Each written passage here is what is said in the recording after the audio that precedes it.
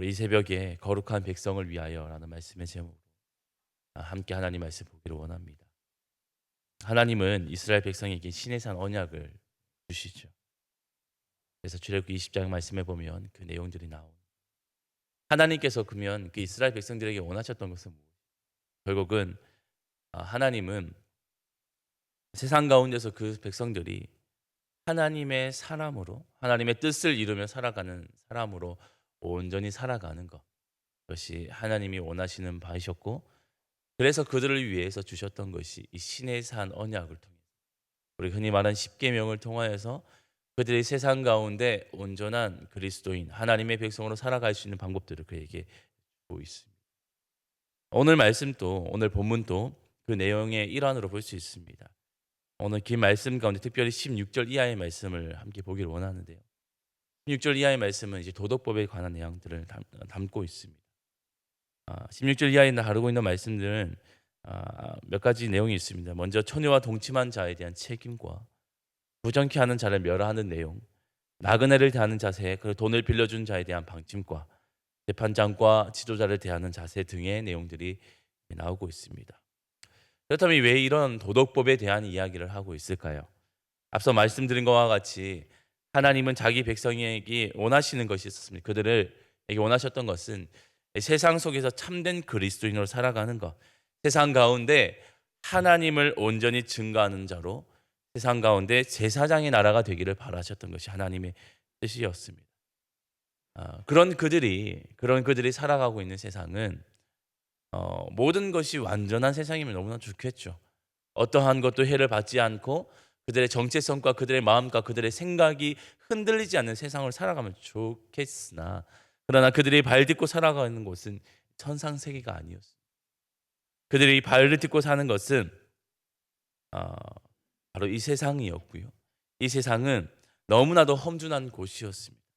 앞서 나오는 것처럼 이 세상은 너무나도 음란한 곳이었습니다.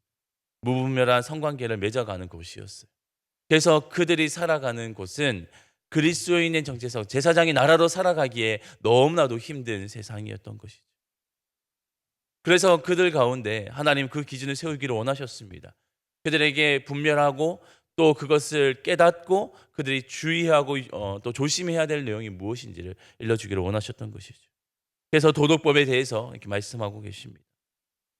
이 세상은 너무나도 음란하여서 자신의 욕망을 채우는 것에 급급했던 세상이었습니다. 그래서 처녀를 꾀하여서 동침하고 또 거기에 대해서 책임감을 느끼지 못하는 세상이었습니다. 그것이 세상의 문화였고요. 그것이 풍조였습니다. 사람들은 그것이 잘못이라고 생각하지 않았습니다. 당연한 풍습이라고 생각했던 것입니다. 심지어 이 성이 너무나도 무분별하게 쓰여져서 짐승과도 행함하는, 이것을 수간이라 하는데, 그런 일들도 발생하게 되어집니다. 그런 세상 가운데 그리스도인으로 살아가는 것은 너무나도 힘들었고 그 정체성이 혼란을 일으킬 수 있는 많은 위험한 요소가 있었습니다. 그래서 하나님은 그들에게 다시 한번 그것에 대해서 경고하시고 그리고 그것에 대한 책임을 깨닫게 하고 계십니다. 그리고 이 세상은 우상으로 가득한 세상이었습니다. 무당을 이야기하고 있습니다. 무당은 흔히 말해서 점을 치는 것이고 우상에게 제의를 드리는 사람들이었습니다. 근데 이 우상이 너무나도 이 가득한 세상이다 보니 그것은 하나님의 질서, 하나님의 창조 질서에 대해서 망치고 있는 그런 내용들이 가득했습니다. 왜냐하면 그들은 이 세상이 하나님이 아니라 우상이 좌지우지한다고 생각했기 때문입니다. 그래서 그들에게 제사를 지내고 그들에게 좋은 것을 바칠 때 그들이 필요한 것을 얻을 수 있다라고 생각했습니다.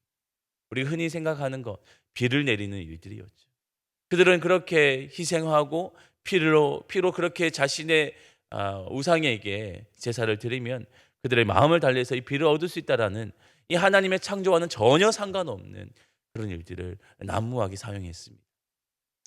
그러니 하나님께서는 그 질서에 대해서도 다시 한번 말씀해 주십니다.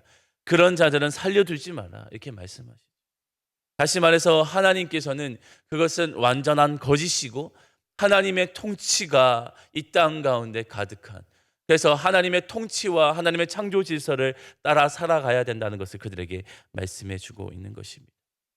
그래서 그들 앞에서도 또 특별히 이스라엘 백성들에게서도 이 우상을 쫓는 것이 아니라 하나님만이 세상의 유일한 창조주 되시고 그 모든 질서의 기준 되신다는 것을 그들에게 말씀하고 있는 것입니다. 그래서 하나님은 그들에게 강력하게 경고하고 계시고, 이 원어적인 의미로 봐서는 그들은 결코 세상 가운데 살아남을 수 없다라는 말씀을 하시면서까지도 하나님의 하나님 되심을 그들에게 말씀하고 있습니다. 또 다른 또 도덕법에 대해서 이야기하고 있는데요. 그것은 바로 세상의 약자에 대한 내용이었습니다. 그 당시만 해도 인권은 존중받지 못하는 세대였습니다. 그래서 그 사람들은 세상의 연약한 자들, 특별히 나그네나 과부, 이 고아에 대해서 책임을 지려 하지 않았습니다. 그리고 오히려 그들을 업신여겼습니다. 하나님은 그것에 대해서 다시 한번 경고하시고, 또 그들이 어떠한 곳에 마음을 품어야 되는지, 어떠한 것을 살펴야 되는지 다시 한번 그것을 일깨워 주십니다. 하나님은 한 영혼, 한 생명과 그 사람에 대해서 너무나도 마음이 가득하시고 그 영혼들을 사랑하십니다. 오늘 이스라엘 백성들에게도 동일한 그 마음을 갖기를 원하셨어요. 그래서 나그네와 또 과부와 고아들에게도 그 마음을 온전히 쏟고, 하나님이 그러하셨듯이, 하나님이 그들을 살피고 돌보셨듯이 너희들도 똑같은 마음으로 살피기를 원하고 계셨습니다. 세상이 기준 삼는 것이 아니라 하나님이 기준 삼는 그것을 쫓고 또 쫓아 살아가기를 바라고 계신 것입니다. 그리고 이후에도 또 고리대금, 또 그 돈을 빌렸을 때 그들에게 정말 그들을 핍박하고 그들에게 압박하는 일들을 하지 말고 오히려 그들을 더 살피고 자신의 것을 기꺼이 내어줄 수 있는 그런 태도를 가지라는 그런 내용의 도덕법도 말씀하고 있습니다.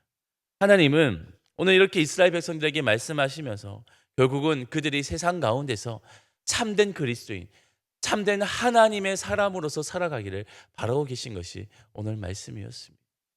이것이 세상은 이렇게 흘러가는데 하나님이 이렇게 사는 것이 어떠냐고 반문할 수도 있겠습니다. 하나님은 세상의 방법이 아니라 하나님의 방법대로 이 세상을 세워가기를 원하셨어요.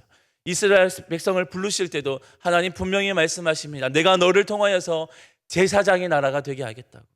제사장의 나라는 다른 것이 아니에요. 하나님이 통치하시는, 하나님이 다스리시는 그 나라가 되기를 원하셨던 것이고, 그들을 통하여서 모든 이방 민족 가운데 하나님의 기준과 그 가치로 세상을 물들어 가기를 원하셨던 것이 하나님의 뜻이었어요. 오늘 말씀을 통하여서도 하나님은 세상의 방법과 그 가치와 그 기준이 아니라 하나님의 방법과 그 가치와 그 기준으로 거룩한 백성으로 살아가는 것, 그런 삶을 살아가기를 하나님이 바라고 계시고 다시 한번 그들에게 말씀하고 계십니다. 그리고 그 기준과 그 가치를 다시 한번 일깨워 주고 있는 것이 바로 오늘 말씀입니다. 이 시대는, 또 이 세대는 어쩌면 이러한 규칙들이 더 필요한 세대인지도 모르겠습니다. 앞서 나눴던 것처럼 이 세상은 너무나도 음란하고, 또 세상의 풍조는 우리 그리스도인들의 정체성을 흔들어 가고 있습니다. 이 다음 세대들이 지금 감당하고 있는 이 세대들은 정말 세상의 그 가치와 그 기준에 너무나도 흔들리고 있어요. 하나님의 가치, 제사장의 나라의 가치, 그 거룩한 백성의 그 가치와 그 기준이 상실되어져 가는 것이 오늘 이 세대의 현실입니다. 그래서 우리에게는 이 말씀이 더 필요하고, 이 다음 세대들은 이 말씀이 너무나도 더 필요한 세대를 살고 있습니다. 하나님의 말씀과 그 가치와 그 기준으로 그들이 세상을 살아갈 때 비로소 그들이 세상의 풍조를 이길 수 있는 유일한 힘을 갖게 될 줄 믿습니다. 그래서 우리가 해야 될 것은 다른 것이 아닙니다. 신명기 말씀과 같이 그들에게 정말 하나님의 말씀을 가르치고 그 말씀대로 살아가기 위해서 우리가 부단히 노력해야 될 뿐 아니라 그들을 위해서 기도해야 되고, 또 그들 가운데 세상의 가치와 기준이 아니라 하나님의 가치와 그 기준으로 세워져 갈 수 있기 위해서 함께 기도하는 그 기도의 동력에 또 힘이 필요한 세대가 바로 이 세대인 줄 믿습니다. 그래서 우리는 오늘 이 말씀을 다시 한번 기억하면서 거룩한 백성, 하나님이 거룩한 백성을 위하여 주셨던 그 말씀들이 무엇인지, 그리고 세상의 기준과 가치가 아니라 하나님의 가치와 그 기준이 무엇인지를 함께 기억하시면서 우리 또한 그 삶을 살기 위해서 부단히 노력할 것이고, 또한 또 다음 세대를 위해서 또한 그 마음들을 함께 품고 함께 믿음의 공동체를 세워가는 일들을 위해 함께 마음을 모을 수 있는 우리 모두가 될 수 있기를 원합니다. 오늘 이 한 함께 기도하실 때 더 정말 그 심각성과 또 이 문제들을 위해서 함께 그 마음을 품고 기도할 수 있는, 그리고 하나님이 정말 도우시는 그 손길을 경험할 수 있는 이 새벽 될 수 있기를 주님의 이름으로 축원합니다. 기도하겠습니다. 하나님 감사합니다. 오늘 주시는 말씀을 통하여서 또 많은 말씀 가운데 특별히 이 하나님이 주셨던 그 도덕법을 함께 살펴보았습니다. 하나님, 우리가 그리스도인의 정체성을 정말 유지하며 살아가기 위해서는 이 세상의 풍조를 이기며 살아가는 그거 방법밖에 없는데, 하나님, 그것은 우리의 마음과 우리의 정체성 가운데 하나님이 우리를 부르신 이유와 그 목적이 무엇인지를 하나님 기억할 때 비로소 그것을 우리가 지켜갈 수 있는 줄 믿습니다. 하나님, 오늘 주셨던 그 말씀들을 잘 기억하게 하여 주시고, 오늘 우리의 삶이 정말 하나님의 말씀과 그 가치와 그 기준에 따라 살아갈 수 있는 삶이 되게 하여 주시고, 뿐만 아니라 이 다음 세대들에게도 정말 하나님의 그 가치와 그 기준이 세워질 수 있기 위해서 함께 기도하며 동역할 수 있는 이 시간 될 수 있도록 인도하여 주옵소서.